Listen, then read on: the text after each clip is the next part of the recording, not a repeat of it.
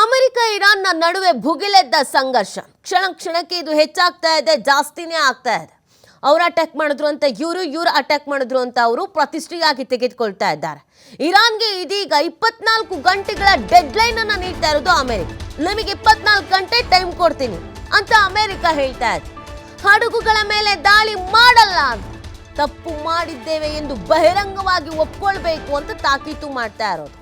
ನಿಮಗೆ 24 ಗಂಟೆ ಡೆಡ್ಲೈನ್ ಕೊಡ್ತೀನಿ, ಹಡಗುಗಳ ಮೇಲೆ ದಾಳಿ ಮಾಡಲ್ಲ, ಆದರೆ ತಪ್ಪು ಮಾಡಿದ್ದೀವಿ ಅಂತ ನೀವು ಬಹಿರಂಗವಾಗಿ ಒಪ್ಕೊಳ್ಳೇಬೇಕು ಅನ್ನೋದನ್ನು ಹೇಳಲಾಗ್ತಾ ಇದೆ. ಹೋರ್ಮೋಜ್ ಶುಲ್ಕ ಮುಕ್ತವಾಗಿರುತ್ತೆ ಅಂತ ಘೋಷಿಸಬೇಕು. ಈ ಹೋರ್ಮೋಜ್ ವಿಚಾರ ಮೊದಲ ದಿನದಿಂದಲೂ ನಡೀತಾನೆ ಇದೆ. ಒಪ್ಪಂದ ಮಾತುಕತೆ ಇದು ಮಾತ್ರ ಬಗ್ಗೋ ಕೆಲಸ ಆಗ್ತಾ ಇಲ್ಲ.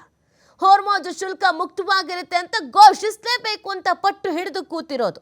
ಇರಾನ್ ನಿರಾಕರಿಸಿದ್ರೆ ಕಠಿಣ ಪರಿಣಾಮವನ್ನು ಎದುರಿಸಬೇಕಾಗತ್ತೆ ಅನ್ನುವಂಥ ಎಚ್ಚರಿಕೆಯನ್ನು ಕೊಡುವಂಥ ಕೆಲಸವನ್ನು ಕೂಡ ಇದೇ ಸಂದರ್ಭದಲ್ಲಿ ಅಮೆರಿಕ ಮಾಡ್ತಾ ಇದೆ.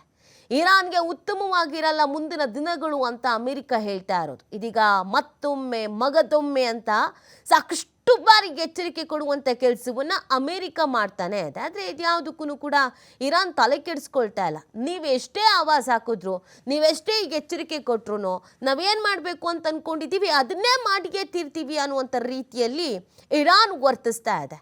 ಆದರೆ ಅಮೆರಿಕ ಇದೀಗ ನಿಗಿ ಕೆಂಡ ಆಗಿರೋದು. ಅವ್ರು ತಪ್ಪು ಮಾಡಿದ್ದೀವಿ ಅಂತ ಬಹಿರಂಗವಾಗಿ ಎಲ್ಲರ ಮುಂದೆ ಅವ್ರು ಒಪ್ಕೊಳ್ಬೇಕು ಅನ್ನೋದನ್ನು ಅಮೆರಿಕ ಹೇಳ್ತಾ ಇದೆ. ಆದರೆ ಇರಾನ್ ಒಪ್ಕೊಳ್ಳುವಂಥ ಮನಸ್ಥಿತಿಯಲ್ಲಂತೂ ಇಲ್ಲ. ನಾವೇನು ತಪ್ಪೇ ಮಾಡಿಲ್ಲ, ನೀವೇನು ಮಾಡಿದ್ದೀರೋ ಅದಕ್ಕೆ ನಾವು ಉತ್ತರ ಕೊಟ್ಟಿದ್ದೀವಿ ಅನ್ನೋ ಲೆಕ್ಕಾಚಾರದಲ್ಲಿ ಇರಾನ್ ಅವ್ರಿಗಿದ್ದಾರೆ. ಸೊ ಇದೀಗ ಕೆಲವೊಂದಷ್ಟು ಷರತ್ತುಗಳನ್ನು ಹಾಕುವಂಥ ಕೆಲಸವನ್ನು ಅಮೆರಿಕ ಮಾಡ್ತಾ ಇದೆ. ಇದನ್ನು ಧಮ್ಕಿ ಅಂತ ಅಂದ್ಕೊಳ್ತಾರೋ, ವಾರ್ನಿಂಗ್ ಅಂತ ಅಂದ್ಕೊಳ್ತಾರೋ, ಏನಂತ ಅಂದ್ಕೊಳ್ತಾರೆ ಇರಾನ್ನವರು ಅನ್ನೋದು ಗೊತ್ತಿಲ್ಲ. ಇದನ್ನು ಹೆಂಗೆ ಸ್ವೀಕರಿಸ್ತಾರೆ ಇರಾನ್ನವರು ಅನ್ನೋದು ಗೊತ್ತಿಲ್ಲ. ಆದರೆ ನಿರಂತರವಾಗಂತೂ ದಾಳಿ ಪ್ರತಿದಾಳಿ, ಈ ಕಡೆ ನಾವು ಉತ್ತರ ಕೊಡ್ತೀವಿ ಅಂತ ಇವರು, ಆ ಕಡೆ ನಾವು ಪ್ರತ್ಯುತ್ತರ ಕೊಡ್ತೀವಿ ಅಂತ ಅವರು, ಈ ಥರದೊಂದು ವಾತಾವರಣ ನಿರ್ಮಾಣ ಆಗ್ತಾ ಇದೆ.